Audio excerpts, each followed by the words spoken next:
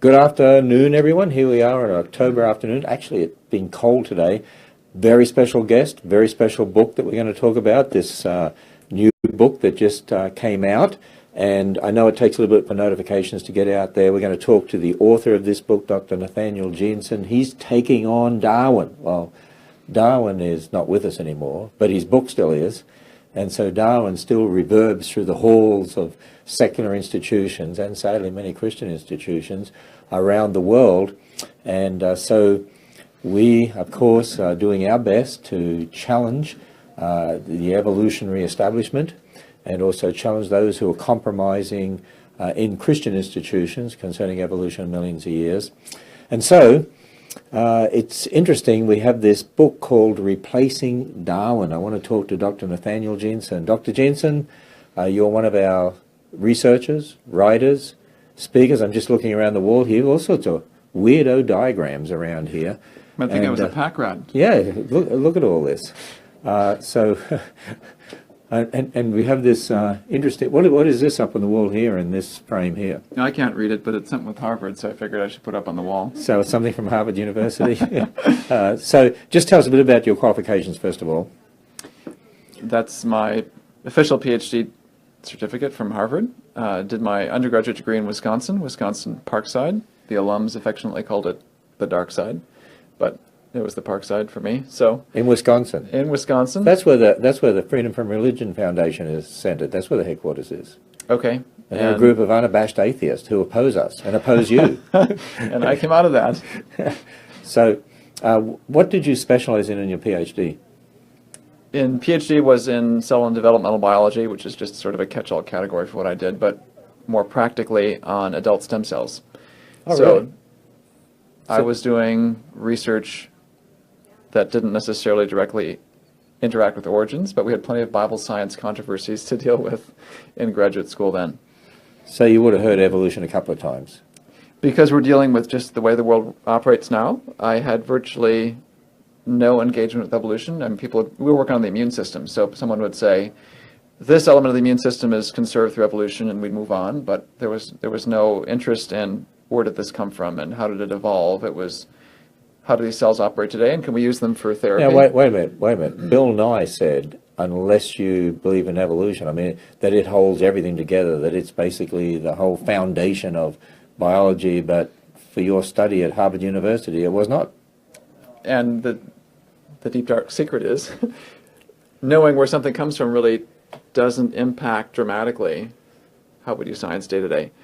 How I understand the physics of that butterfly wing, how I understand how stem cells divide, whether or not vitamin D plays a role in bone stem cell interactions, and those sorts of things. So, yes, contrary to popular notions. Just ignore me. I'm just starting up my Facebook here. Great. so that I can have us here, so that I can read the comments, so that I can ask you any of the questions that come on here. So they'll say nothing in biology makes sense except in light of evolution, but that's not true. That's something that's superimposed on top of what we understand, and you can do excellent research. I mean, it was a 20-plus person lab, lots of money flowing into it, and big name publications coming out, but we weren't doing evolution. We were doing basic operational science on how do these cells operate and how can we use it to cure patients in the clinic. See, I think that's important for people to understand, because, you know, young people today at high school, for instance, are all indoctrinated. If you don't believe in evolution, you can't do science, and that's just simply not true when it comes to operational science. Exactly. Because when you talk about evolution, you talk about origins, you know, and, you know, I suppose that would affect someone's view of, hey, if you thought that everything evolved by chance or random processes, then maybe the designs aren't real good, or what they call design is not real good.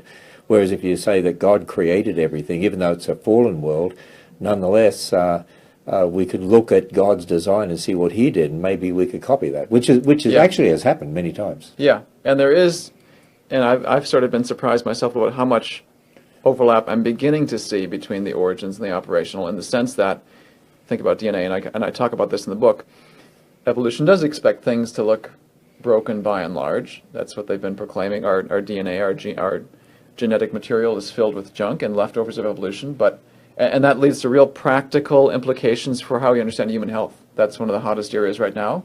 Why is my body degenerating? Can you predict whether or not I'll get cancer from my DNA? And they're approaching our DNA from the perspective of most of it's non-functional, and they've been really shocked to find, and it's actually still, I can't say they found because they're still hotly debating how much function there is in our DNA, but there's a real impact on how long I'm going to live or whether or not I'm going to be cured. And how we understand the answers to these questions, how we look for them, depends on where you think this came from. So there is, in certain cases, a definite overlap and a very different expectation if you say the human genome was created, the human DNA was created, versus it's the result of chance and time and mistakes over millions of years. What's interesting, I think, about the hard sciences, unlike maybe social sciences, but hard sciences, at the end of the day, you still have to deal with the facts. Right. And so even the evolutionists are slowly conceding, okay, maybe we should change how we understand human health, but could we have gotten there quicker if we didn't start from the evolutionary perspective? If you said all this DNA that you say has no function actually has a function, we just don't know what it is, let's have a look for it and let's understand it, maybe they would have advanced a lot more quickly. Yeah. So you've written this book that just came out. In fact, the first printing sold out. Replacing Darwin, there it is there, and it's not for the faint-hearted, I would say, in the sense that you've got to know a little bit about genetics, right? What I like to tell people is we definitely get into the weeds by the end of the book. It's not one of these books where you can, it's not like the answers book where you can kind of just pick a chapter and let me find the answer. This is something where I assume the reader doesn't agree with me, and I've got to persuade them.